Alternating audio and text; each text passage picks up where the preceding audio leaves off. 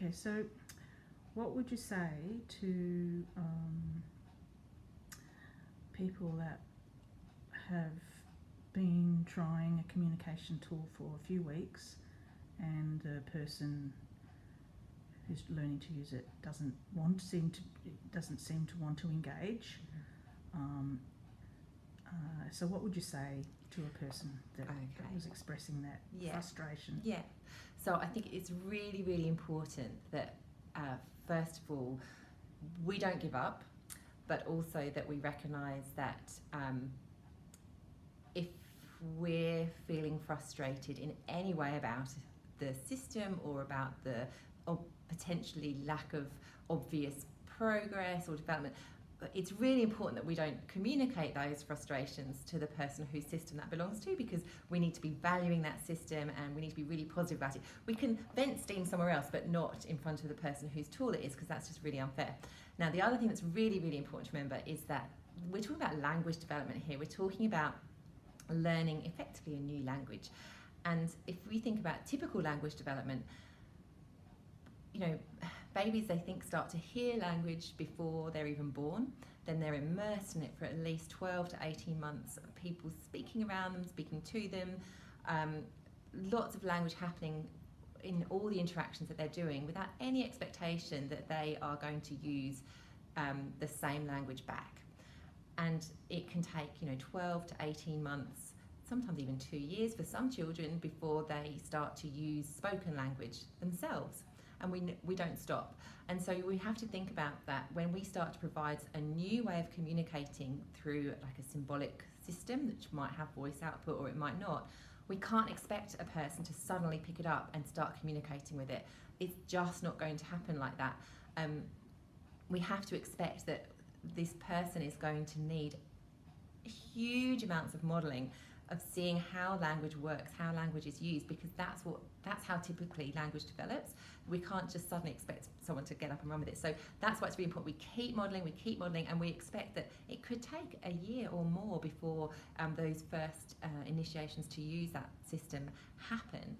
So please don't give up if you don't see any changes in the first few weeks. But it is worth reflecting and talking to each other about, okay, well, what is happening? Are we seeing any some things to look for are not just the obvious communication with the symbols, but other ways, the multimodal ways of communication. Are people starting to calm and listen perhaps when the device is used? Or the tool is used? Are they at all attending visually? They might not be. Do they appear to attend auditorily? They may not be, but they might. Are they looking interested? Are they looking frustrated? And if they're starting to look frustrated and anxious, perhaps it's the way the tool's being used, because if the tool's being used in a very directive and instructional way, then that's not going to that's not best use of the tool, and that's actually not going to help the person see that this is their tool and their voice. So we've got to try to make sure that we're not asking lots of questions, we're not giving lots of directions, we're not giving lots of instructions with the tool, but rather we're giving we're making many more statements and comments, so that we create space for an interaction to happen. Don't try to use it in a very sort of traditional, I'm teaching you how to do it, now you say it. That's not going to work. Okay, we know that we need to immerse the person in natural aided language stimulation instead. Okay, what about when people say, I understand what they're trying to communicate with me, I don't need to implement any communication tool? I've heard people say that frequently at different times. I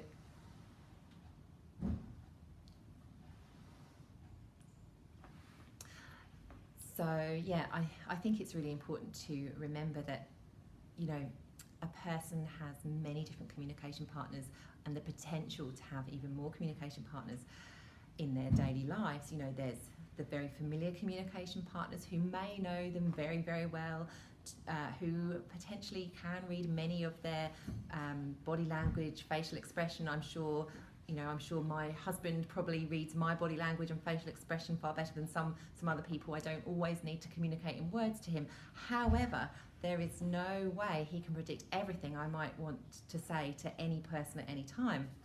And so we need to be really mindful that, yes, we may know this person very, very well. We may be able to preempt lots of their needs from particular gestures that they have developed over time, body language, expressions, eye gaze, that kind of thing. But we shouldn't limit them to being only able to communicate about those things. They may have questions about situations that are going on. They may have concerns and worries that they are unable to express in another way. We know there's a problem, but we can't get to the specifics of it if we don't give them a tool that allows them to have a much more robust type of language.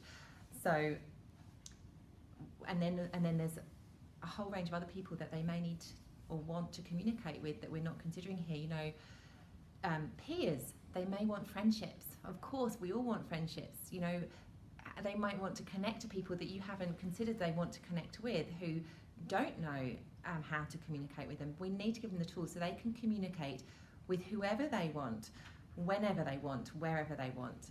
And that's going to take time to develop. You need a really good system to do that. You need really good support to do that. But it's worth putting that investment in to improve quality of life, to improve relationships, to improve potential for social networks and connections.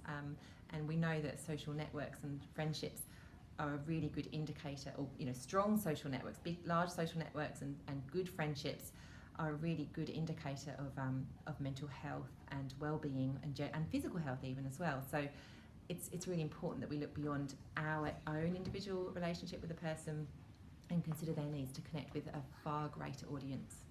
Okay, got one more question and that's it. So what do you think are the advantages of having a microboard when it comes to supporting a person to learn to communicate? I think microboards are an amazing concept. I think when I first heard about them, I'd been working with mostly young children and families of young children with disability for many years, and when I finally heard about the microboard concept, I only heard of it at that stage in relation to older sort of young adults, and all I could think of was, oh wow, if only some of the families that I had worked with and I had encountered this concept of a microboard earlier in their lives. I can see the benefit to the person right the way from the word dot and to the whole family as a way of supporting and nurturing, creating a really strong community of support for a person who are working together to ensure that everybody that's meeting this person, everybody that's supporting this person, everybody that's interacting with this person is learning how to be a better communication partner so that they can deepen the quality of their relationship with that person and really truly understand who they are and who they want to be, and support them to really live the life that they want to live by hearing their voice and hearing what they've got to say. I can't see anything but the most amazing positives to microboards to do that.